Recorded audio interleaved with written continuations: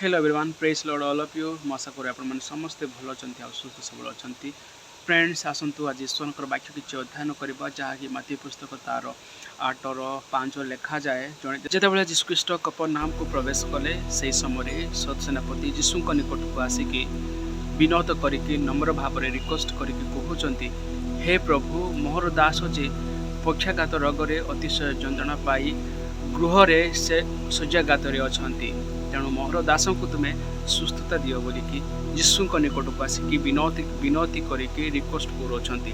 तेणु जीशु कहले जे मु आसिक सुस्थ करी।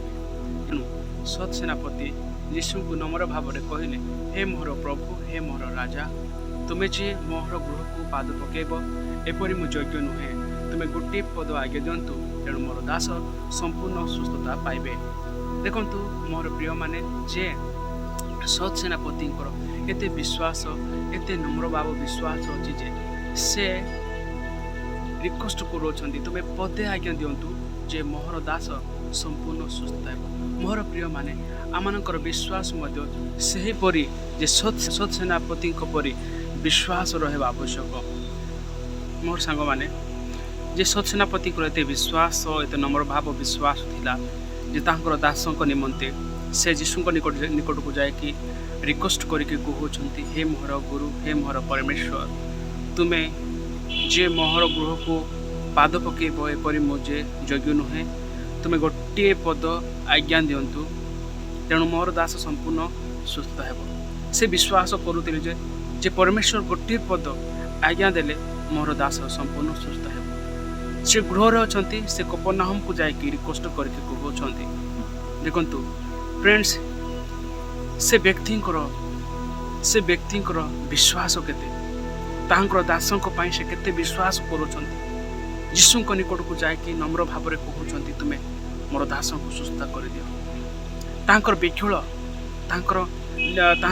विक्षुलर प्रार्थना, तांकर रिक्वेस्ट प्रार्थना शुणिकी प्रभु दयार विगलित हेले। तेणु कहले, तुम्हें जाओ, तुमर दास संपूर्ण सुस्थ होइछि। मोर फ्रेंड्स, मोर सांग माने आज आम से व्यक्ति परी विश्वास करुछु कि आम सांगस्ती मानी आम सेमती बेखुल अच्छु कि आम सांगस्ती मान सेमती अनेक असुविधार अच्छा, अनेक पीड़ित अवस्था अच्छा, अनेक प्रार्थना वीक अच्छा, से आम प्रार्थना करुछु कि। देखु से जड़े सत सेनापति, से जड़े महान राजा, तांकर दास माने अच्छा व्यक्ति जदि गोटे पद आज्ञा देले से माने काम करती, जहाँ कले जीवे आ कले आसबे, से निजे जाकि से कौन कला जीशु निकट को जाकि प्रार्थना और रिक्वेस्ट देले। एतिर आम जापर समस्त दास को से आत्मातुल्य प्रेम करते, तेणु से निजे जाकि जीशु निकट को जाकि रिक्वेस्ट कर। आम आमर सांगस्ती मानी आमर पड़ोसा लोक मानी आम चिंता करवा आवश्यक। सेटा को ही आम कहवा आत्मिक तुल्य प्रेम। से जेमिति कि सत सेनापति तांकर दासों निमंते आत्मातुल्य प्रेम, सेपरी आम एक आमर सांगस्ती मानी आत्मातुल्य प्रेम करवा आवश्यक। तेणु ही आम मध्य जीशुख्रीष्ट अच्छा, अर्थात ईश्वर वाक्य आम मध्य अच्छे।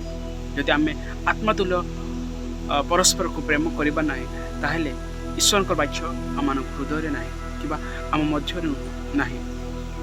तांकर विश्वास एते जो तांकर आत्मिक विश्वास एते अच्छी, से महान राजा ही सुधा, से महान व्यक्ति ही सुधा, से जदि पदे आज्ञा देवे, जाओ कहले जीवे, आस कहले आसबे, एपरी से महान व्यक्ति ही सुधा से जीशु निकट को जाकि रिक्वेस्ट करके कहते, निजर दासों निमंते निजे पक्षाघात रोग में पड़े जे ताहाकू देखिकी संभाल न पारिकी जीशु निकट को जाकि रिक्वेस्ट कर कहते, मो दासों को ही प्रभु तुम्हें सुस्थ कर दियो। देखु एते विश्वास करुँच। से पदे हेले कहले ना जे हे प्रभु, तुम्हें मोहर गृह को आसिकी प्रार्थना कर दियो बोलिकी से डाकी आणले ना।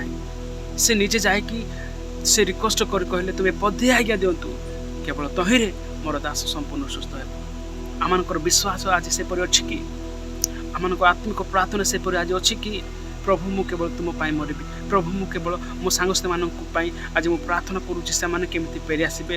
आम आज चिंता करुचु कि मोर प्रिय मैंने आज आम चिंता करवा।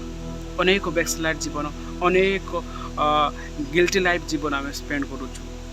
आजिठू आम क्लियर लाइफ एक जीवन में बढ़ापी चेष्टा कर आत्मिक स्पिरिचुअल लाइफ रे बढ़ापी चेष्टा कर ईश्वर बाक्य हो जावाई चेष्टा कर प्रार्थना रही चेष्टा कर से सत सेनापति जमी विश्वास कले निजर दासों मुझे पदे मुझे यीशु निकट को जी ताहले यीशु कृष्ण कौन करेंगे सुस्थ करेंगे बोले से निजे विश्वास कले आज आम मैंने से विश्वास करवा पास्टर ही आसतु आम घर को आसिक प्रार्थना करूँ बोले आम विश्वास करवा ना पास्टर आज्ञा को आम प्रार्थना रिक्वेस्ट कले देले ही से सुस्थ हे ये वीडियो जब आपको भल लगुच निश्चित भाव में गोटे लाइक करूँ गोटे सब्सक्राइब कर दिखाँ थैंक यू सो मच।